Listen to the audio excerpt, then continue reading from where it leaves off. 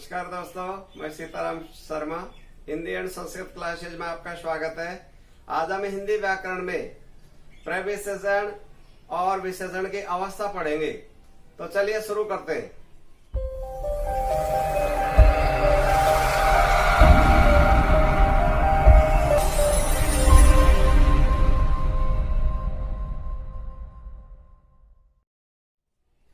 प्रविशेषण दोस्तों, competition exam में पूछ लिया जाता है कि प्रविशेषण क्या होता है। यह विशेषण का ही पार्ट होता है। प्रविशेषण यानी हमारा टॉपिक है प्रविशेषण।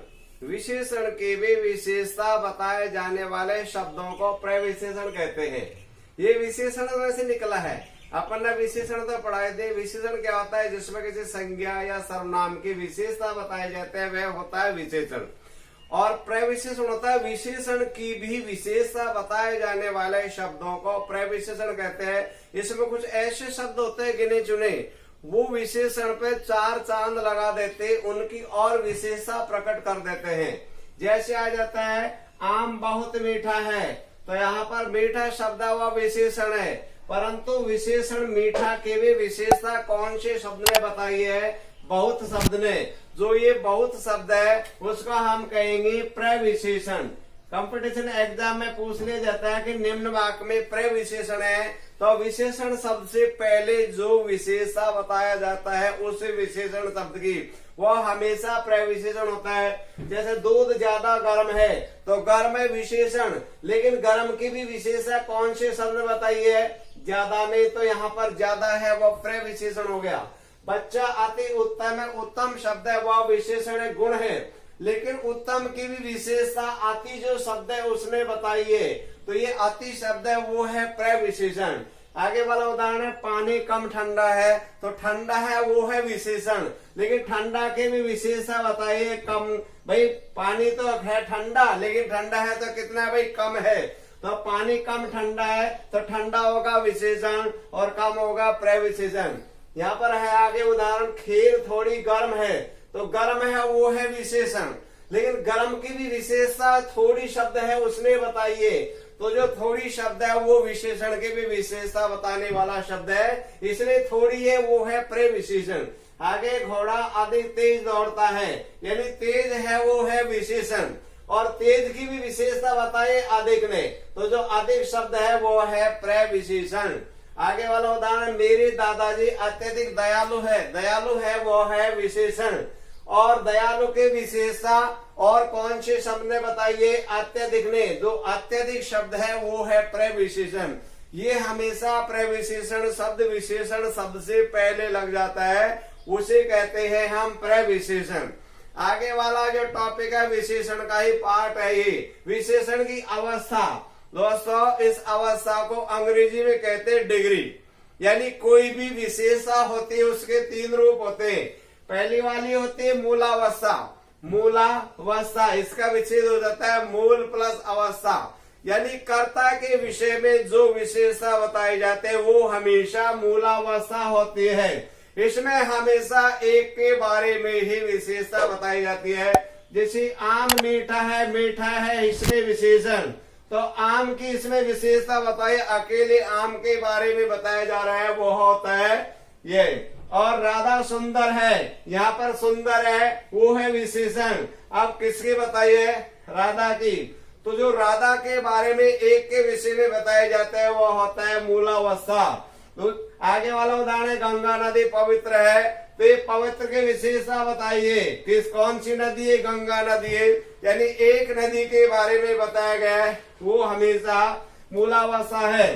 राम चतुर है, एक के विषय में जो विशेषता बताई जाते हैं वो मूलावस्था होते हैं। राम के बारे में बताया गया राम चतुर है। अब इसमें दोस्तों जो संस्कृत वाले शब्द होते हैं तत्सम, वहां पर मधुर आ गया, यानी मधुर का अर्थ होता है मीठा। सुंदर का यानी सुंदर आ गया, इधर पवित्र आ गया और चतुर आ गया।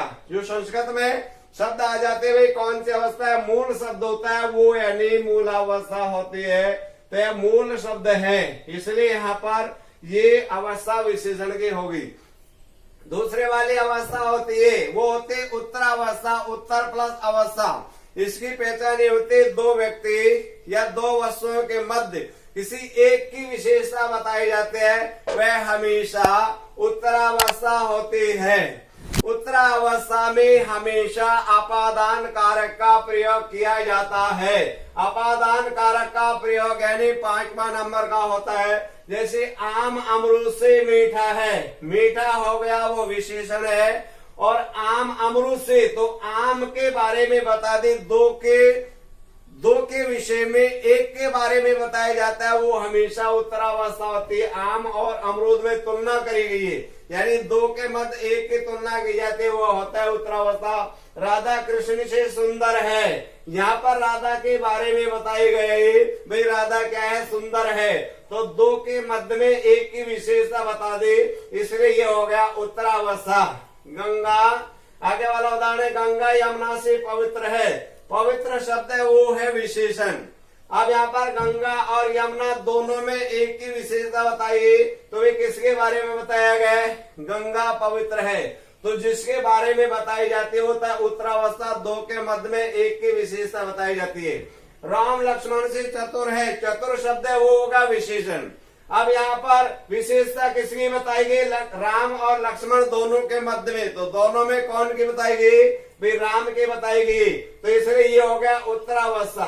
उत्तरावस्था में जो तत्सम शब्द होते हैं संस्कृत भाषा के, वहां पर यानी केवल तर जुड़ जाता है, यानी मूलावस्था में मूल शब्द होता है, उत्तरावस्था होती है वहां पर तर जुड़ जाता है। जैसे मधुर तर, मधुर यानी मीठा, जैसे सुंदर से सुंदर तर, पवित्र से पवित्र तर, और चतुर से चतुर तर। इस प्रकार से संस्कृत भाषा के शब्दों से भी पूछ लिया जाता है, भाई पटुतर में कौन सी अवस्था है।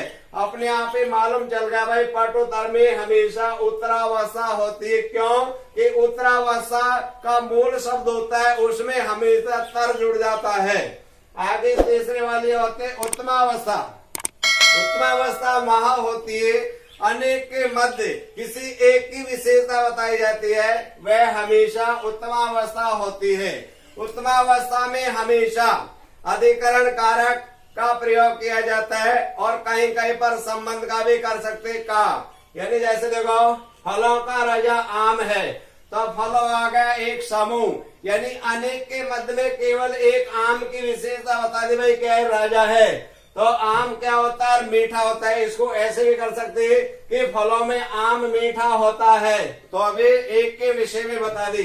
तो इसमें संस्कृत भाषा में हम लिख देंगे, यानी संस्कृत भाषा शब्दों में हमेशा उत्तमावस्था में तम जुड़ जाता है, तो यहाँ पर होगा मधुरतम। फिर आगे उदाहरण है, सखियों में राधा सुंदर है। सखियों में अधिकरण कारक हो गया, अनेक के मध्य एक ही विशेषता बता दी। बहुत सारी सखियां हैं, इनमें केवल राधा सुंदर है। संस्कृत भाषा के शब्दों में हमेशा तम जोड़ दो, तो सुंदर तम हो गया।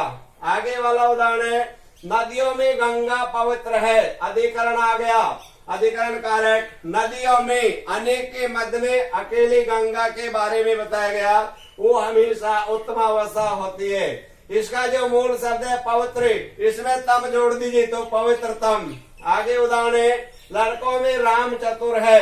चतुर शब्द होगा विशेषण, राम शब्द है, और लड़कों में यानी राम के बारे में बताया गया, लड़कों में अधिकरण कारक है में, लड़कों यानी अनेक है, अनेक के मध्य में एक की विशेषता बता दी राम की, तो ये हो गया हमेशा उत्तमावस्था। और जो चतुर शब्द है, इसके मूल शब्द में हमेशा तम जोड़ दीजिए, तो पटुतम। ये तो हो गया हमारे संस्कृत भाषा के शब्द में मूल शब्द लिख देते मूलावस्था में।